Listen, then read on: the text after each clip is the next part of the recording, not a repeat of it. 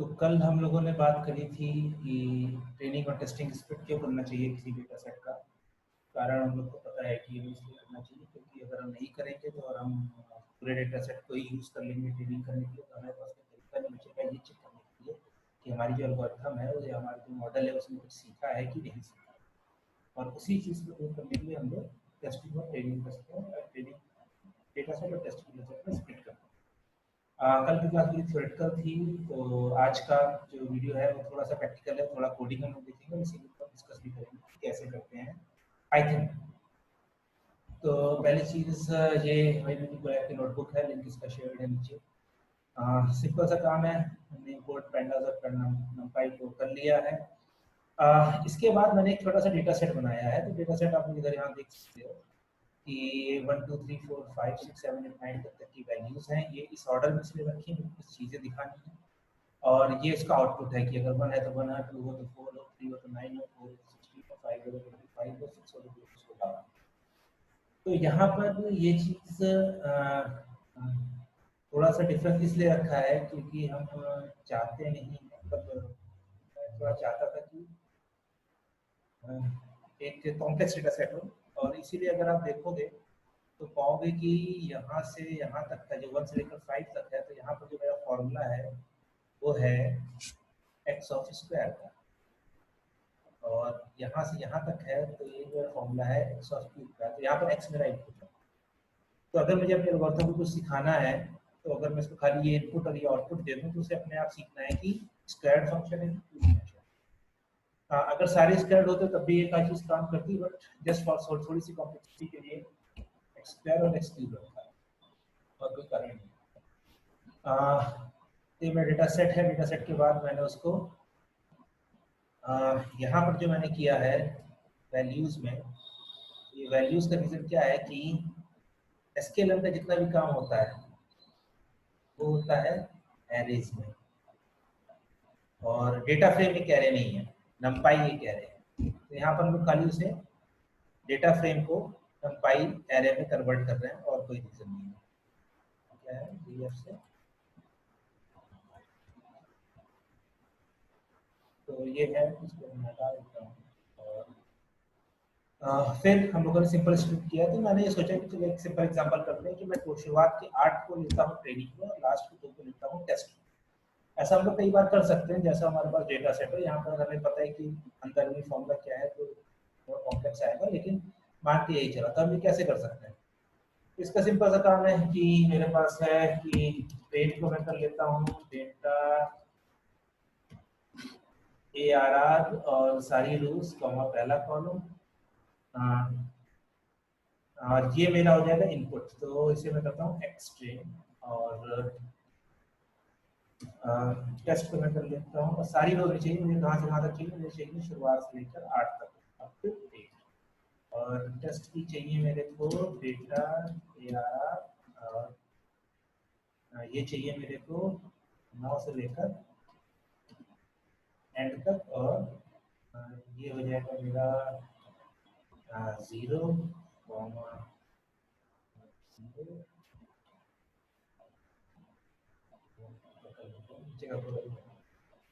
और Y ten, Y मतलब कि मेरा आउटपुट क्या है, तो ये सेम चीज हो जाएगी, लेकिन बस पहला कॉलम हो जाएगा। और कॉपी कर लेता हूँ वाई टेस्ट, और इसका मैं बस प्रिंट करके देख देता हूँ कि सही से प्रिंट हुआ है।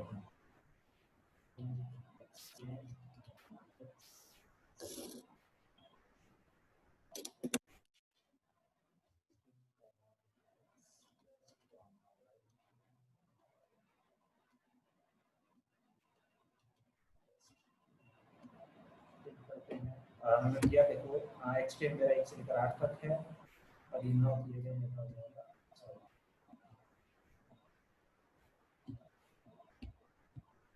एक्सटेंड 1 से लेकर 8 तक है, 9 10 है, और इसका जो वाई मेरा आउटपुट है वो भी सब वैल्यू 8 तक है, 9। तो ये एक सिंपल तरीका है जो हम लोग कई बार यूज करते हैं ट्रेन और टेस्ट में स्प्लिट करने का। तो यहाँ पर मैंने 80-20 का रेशियो रखा हुआ है। आप चाहो तो 70-30 रख सकते हो, जो भी आपकी एल्गोरिथम डिमांड करती है, जो भी आपका डेटा सेट डिमांड करता है। अब इसमें देखो दिक्कत क्या है, दिक्कत इसमें ये है कि यहाँ पर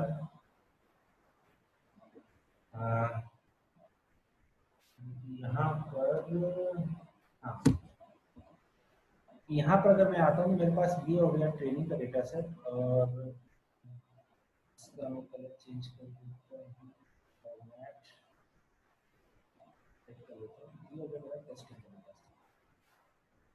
तो अब क्या है कि ट्रेनिंग के डेटा सेट में मेरे पास क्या है, 5 ऐसे हैं जो एक्स स्क्वायर को करते हैं और 3 ऐसे हैं जो एक्स क्यूब को करते हैं। यहाँ पर जो मेरे पास टेस्टिंग में है, टेस्टिंग में मेरे पास है सिर्फ क्या, एक्स क्यूब वाली टेस्टिंग। तो होगा क्या इससे, हमारी एल्गोरिथम शायद सीख ले कि कुछ वैल्यूज के लिए हमें एक्स स्क्वायर करना पड़ेगा, कुछ वैल्यू के लिए एक्स क्यूब करना पड़ेगा, पर जब हम टेस्टिंग करने जाएंगे तो इसे खाली एक्स क्यूब का डेटा है। और इसने सीखा है क्या कि एक्स स्क्वायर भी होता है, एक्स क्यूब भी होता है, तो ये 50-50 पे रहेगा किधर करना है, कि एक्स स्क्वायर करना है कि एक्स क्यूब करना है। मान लो इसने सीख लिया तब की बात। तो हो सकता है कि इसने जो सीखा हो वो कुछ गड़बड़ कर दे, मतलब ये तुम्हारा एक बार ये 81 दे दे और एक बार ये कर दे क्या 1000, मतलब एक बार ये एक्स स्क्वायर कर दे, एक बार यहाँ पर बस मैं कहना चाहता हूँ मेरे पास 5 स्क्वायर के हैं, 3 क्यूब के हैं, और टेस्टिंग में मेरे पास खाली 2 क्यूब के हैं। आइडियली क्या होना चाहिए, जिस प्रोपोर्शन में, जैसे मान लो कि यहाँ पर है मेरे पास 5:3 का प्रोपोर्शन है, तो वही इसी प्रोपोर्शन में मेरे पास टेस्टिंग में भी डेटा सेट होना चाहिए। अभी इसमें दिक्कत नहीं समझ में आ रही है, बट मान लो कि मेरे पास ट्रेनिंग में खाली स्क्वायर के होते हैं, ठीक है, सिर्फ और सिर्फ स्क्वायर के होते हैं, और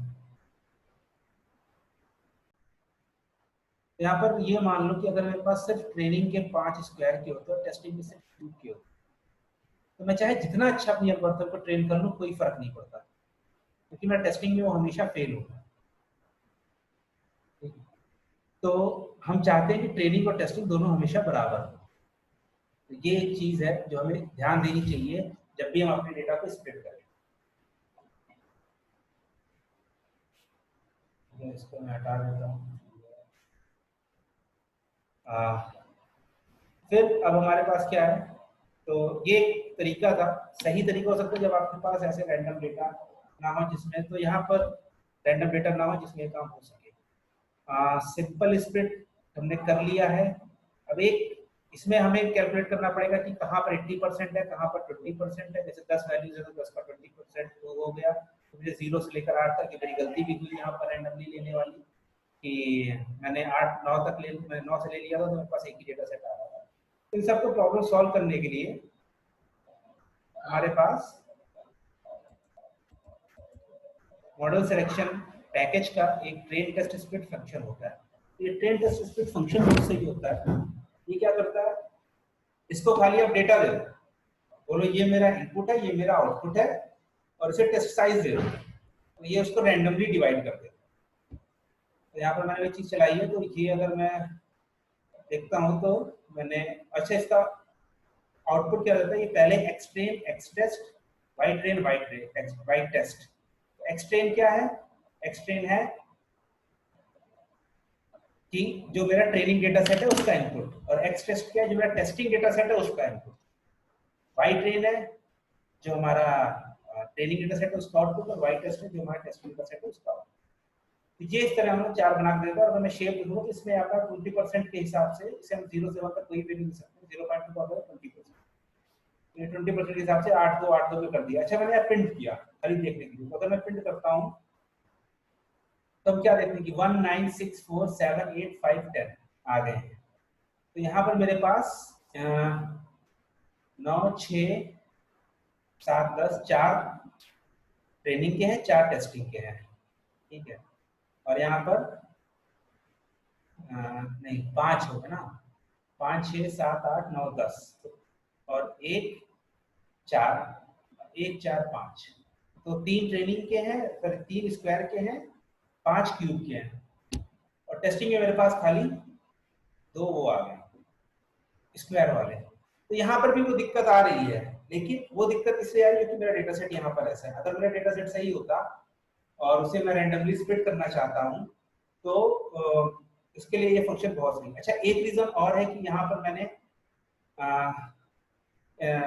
मतलब कि 5 वो सीक्वेंस भी लिया है, तो उससे क्या दिक्कत हुई है। इसको अगर हम दूसरे तरीके से देखें तो ये देख सकते हैं कि मान लो कि यहाँ पर नंबर है अभी, ठीक है, तो नंबर हटा दो, यहाँ से। मान लो कि यहाँ पर मेरे पास होते हैं कि मेरे पास 10 फोटोज हैं, पहली डॉग, दूसरी डॉग, तीसरी डॉग, चौथी डॉग, पांचवी डॉग की, और छठी, सातवीं, आठवीं, नौवीं, 10वीं कैट की हो जाती। तो अगर मैं इसे इस तरह से खाली करता पहले से लेकर 8 तक, तो मेरे पास 5 डॉग और 3 कैट की फोटो, ठीक है। तो मेरे एल्गोरिथम को लगता है कि जो डॉग है वो ज्यादा है कैट से, जो मैंने कल बात की, तो वो हो सकता है कि ज्यादातर डॉग ही प्रिडिक्ट करे, क्योंकि उसने ट्रेनिंग में ये देखा। तो इसीलिए हम चाहते हैं कि अगर मेरे पास ट्रेनिंग डेटा सेट है वो बराबर हो, मतलब कि 3 डॉग को 3 कैट, और टेस्टिंग में भी सेम हमारे पास 2 डॉग 2 कैट। तो अगर हम यहाँ पर सिंपल ये करेंगे, रैंडम मतलब कि अपना लीनियर कर लेंगे, शुरुआत के 8 और बाद के 2, तो हमें दिक्कत होगी। यहाँ पर हमें क्या, अगर ये करेंगे तो भी हमें दिक्कत होगी। क्या चीज, ये जो हमारा था train test split, train test split था, ये भी करेंगे कि ये भी रैंडमली डिवाइड करता है, तो ये दिक्कत आ जाएगी। तो ट्रेन टेस्ट स्प्लिट की जैसे हमारे पास एक और होता है शफल स्प्लिट, जिसको अगर मैं सर्च करूं तो मैं देख सकता हूं स्केलर शफल स्प्लिट। ये क्या करता है,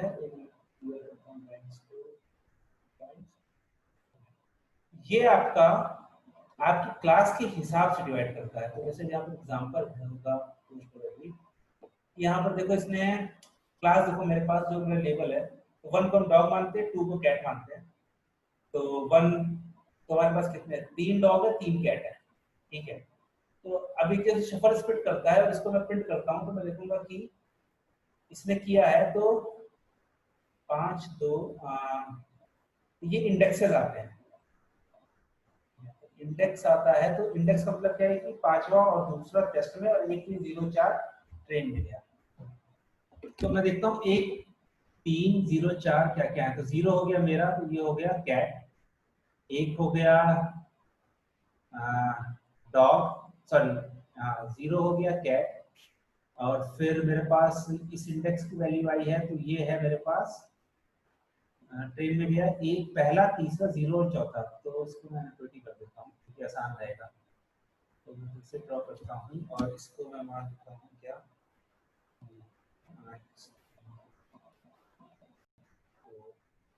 ये मेरे पास हो गया 0 1 2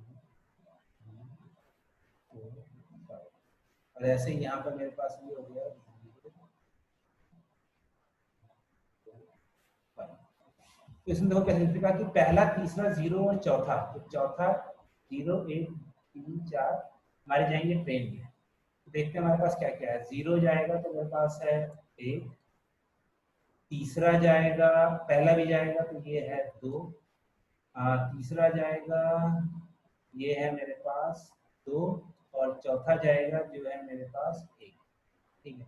और 5 और 2 टेस्ट में जाएंगे, तो 5 और 2 मेरे पास 1 और 2।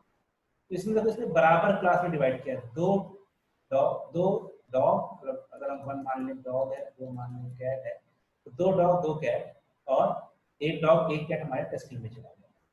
यहीं पर चलो हम दूसरा देखते हैं, 4 0 2 5 और 1 3। तो 4 है मेरे पास 1, 0 है मेरे पास 1, 2 है मेरे पास 1, और 5 है मेरे पास 2, ठीक है। और 1 3, तो 1 है मेरे पास 2, और 3 है मेरे पास 2। तो यहाँ पर इसने एक स्प्लिट किया है जो कि 3 मेरे पास है डॉग और 1 है कैट, और यहाँ पर मेरे पास हो गया है दोनों कैट। तो इसने अच्छे से नहीं किया। यहाँ पर दिक्कत क्या हो सकती है कि यहाँ पर ये चाहता था कि बाद में ले आए, लेकिन ला नहीं पाया। फिर है मेरे पास shuffle split and split equal to 5।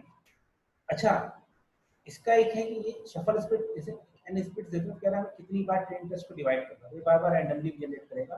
तो ये हम यूज करते हैं क्रॉस वैलिडेशन में, जो शायद अगला टॉपिक होगा।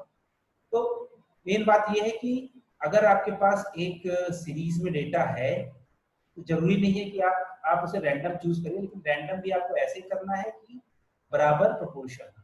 एक और ले लेते हैं 1 2 4 0। तो 1 है मेरे पास, 2 है मेरे पास, 1 4 है मेरे पास 1 और 0 है मेरे पास 1। और यहाँ पर हो गया मेरे पास, और फिर मेरे पास क्या बचेगा, 2 में 2 बचेगा। तीसरा स्प्लिट लेते हैं 3 4 1 0। 3 4 1 0, 3 है मेरे पास, 2 4 है मेरे पास, 1 1 है मेरे पास, 2 0 है मेरे पास 1, और इसी तरह मेरे पास 1 और 2 आ जाएगा। और पांचवा लेते हैं हम 3 5 1 0। तो 3 है मेरे पास, 2 5 है मेरे पास, 2 1 है मेरे पास, 2 0 है मेरे पास 1, और पांचवा है मतलब कि, और तुम्हारे पास क्या बच जाएगा, 1।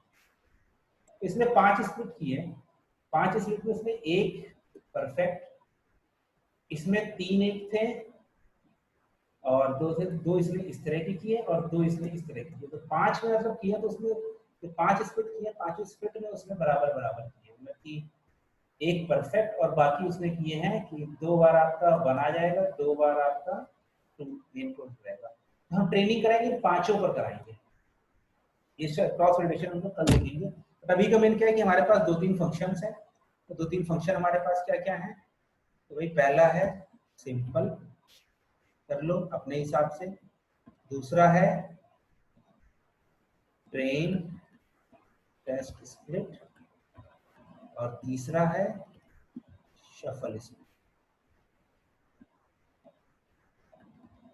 और इस तरह हमारे पास 3 फंक्शन है। तो ये हमारा जनरली हमारा जब एक ही डेटा होगा तो ये दोनों बढ़िया वर्क करेंगे, बट जब हमारे पास डिफरेंट डिफरेंट क्लासेस के डेटा होंगे तो हमारे पास शफल स्प्लिट बेटर रहेगा, इसकी क्रॉस वैलिडेशन। तो आज के लिए बस इतना ही, कल के में हम क्रॉस वैलिडेशन पे जाएंगे, तो इसमें हम कुछ नई चीजें सीखेंगे। Good night, stop.